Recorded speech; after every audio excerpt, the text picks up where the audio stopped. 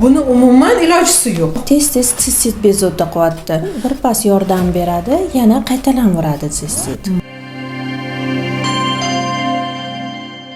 Yoshim 42 da, 3 ta tuqqanman. Oxirgi yillarda meni tez-tez sistit bezovta qilyapti.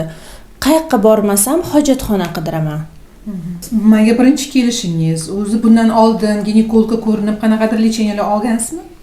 Ginekologga borganman, lecheniyalar olganman sistitga, antibiotiklar yozishgan, obrabotkalar, svechalar qilishgan, lekin birpas yordam beradi, yana qaytalanveradi sistit. Analizlaringiz qanaqa chiqqan? Topshirgansizmi?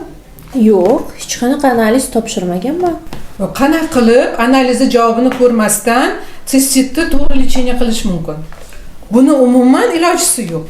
Bilasizmi, menga juda ko'p ayollar kelishadi-da, yillab sistit davolab kelishadi. Ular bu davo noto'g'ri bo'lgan, aslini ular bilishmaydi. Mana shunday qaytalanib, sistit qaytalanib, qiynalib yurishadi. Sistit to'g'ri lecheniya qilinsa qaytalanmaydi. Har yarim soatda hojatxona qidirish bu norma emas. Bu kasallik. Buni davolasa bo'ladi. Sistit o'zi nima? Sistit bu siydik yo'llarida infeksiya.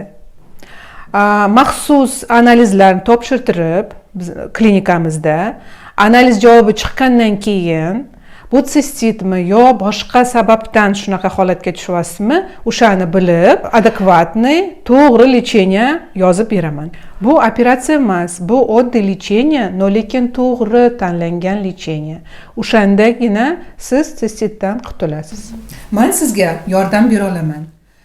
Shunaqa muammo bilan qiynalib yurgan tanishlaringizga videoni jo'natib qo'ying. Bizlarni yo'qotmasligi uchun obuna bo'lib qo'ying.